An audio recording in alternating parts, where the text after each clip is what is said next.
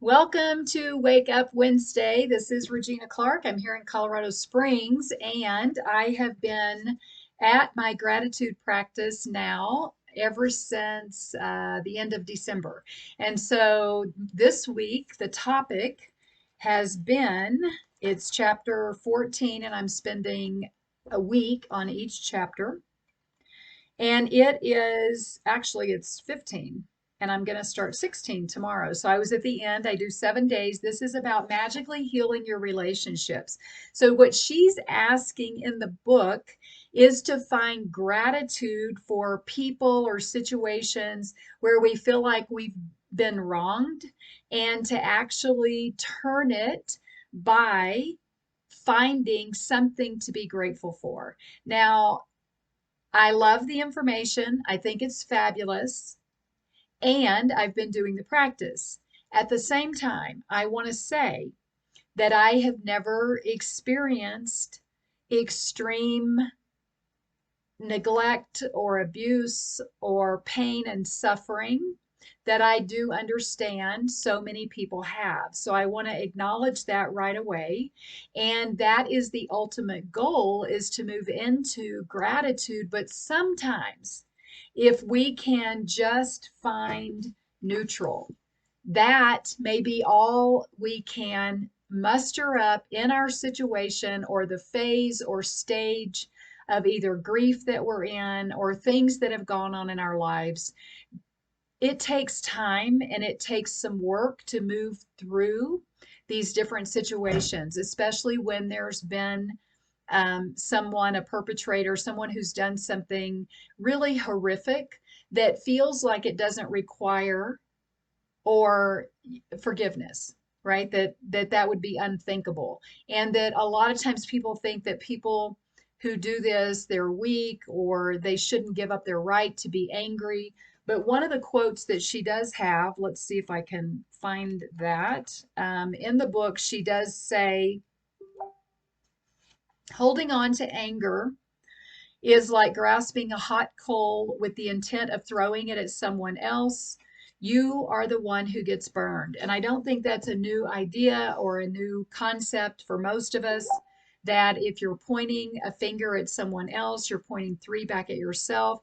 So often, we are the ones who pay the price. So anger and resentment, they are low vibrational states that can open up ourselves to sickness and dis-ease.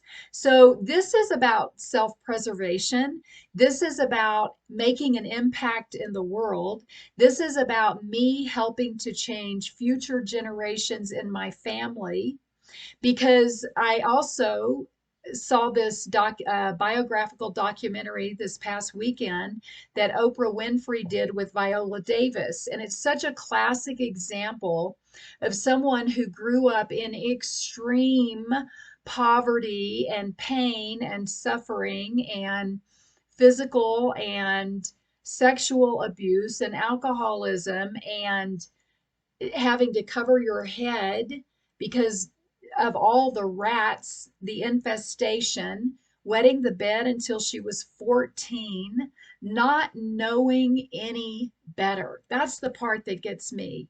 Is it's so easy to look at the person and what they're doing or not doing. I mean, she would show up. You can imagine if you're wetting the bed and you don't have hot water and you can't really wash yourself properly, you've never even been told how to take care of yourself.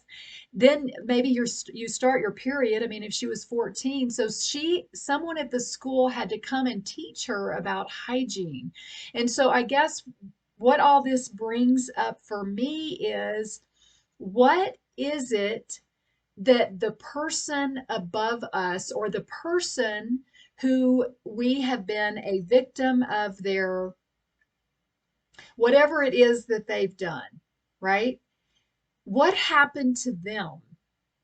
And then take it a step further, what happened to them? So the lineage and the history and everything that comes down the line becomes really an important thing for me to think about if I'm going to endeavor to exercise forgiveness, if I'm going to exercise. And I looked up also, Deepak Chopra has, maybe I'll include it in this, but he talks about sometimes it's may not be possible, especially in a moment or when something has just happened or there's extreme grief or loss or pain and suffering. So the best you can reach for is maybe to try to find some kind of compassion or understanding in that situation. But I know that I want to change the world. I want my life to have impact and to make a difference and to have purpose. So just me right here in my own little room, I am emitting a frequency that as I move about in the world that I'm impacting other people. So it's really important to me that as situations come up and circumstances that I can check in and see how I'm doing in this category. We know that Peter asked Jesus in the Bible, he said, Lord, how many times do I forgive when my brother, sins against me? When somebody's doing something wrong. And he says 70 times 7, not just one time, but 7, not just 7 times, but 70 times 7. Now that comes up with a literal number of 7. Of 7 times 7 is 49, so that's 4,900, right? So it's just a figure. It's figurative. It's not a literal, you're not going to count. But the point is that forgiveness is always the best option. We know that we have a cascade of hormones are released even by thinking about stressful, negative, hurtful, harmful situations, right? There's like 1,400 chemicals from a thought. So if I am not forgiving and I repeat and I repeat and I repeat, you can get addicted to the chemical concoction or that is being released into my body, that it gives me some type of, you know, I don't want to say pleasure, but it gives me something to feel because I don't know what to do with my situation. And so those stress chemicals and hormones are meant for survival. So if there was something that happened to you and you needed those to fight, flight, freeze, right? But but if the event is over, it's no longer something that I need to keep having released into my system, and then it's going to be harmful to me. There are countless stories of people who had no good reason to forgive other than they knew it would make a difference in their own lives. I think of all the Holocaust survivors, and I think of some of the famous stories. Corrie ten Boom, who actually, met in a church and forgave the man who made her strip naked in Auschwitz, or however you say that.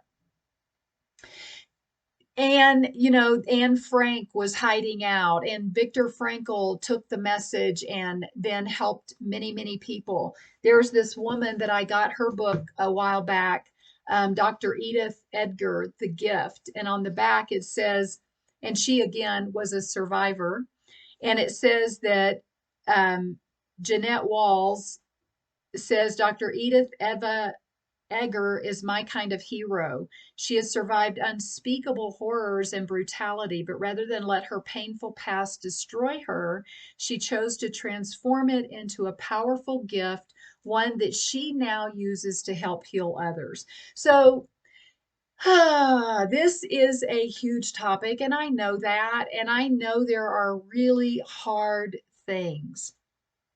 But I am an advocate for the individual. And I know that the best way for you to be your best self. Another book I'm reading is The Power of Ted, and he's talking about being a victim. And again, we may literally be a victim, but how do I move out of that? Because if I'm constantly a victim, which is something I learned, that I have a tendency to go into victim mode, it's what somebody else did, or, in other words, it makes me where I'm not responsible. And I want to be responsible.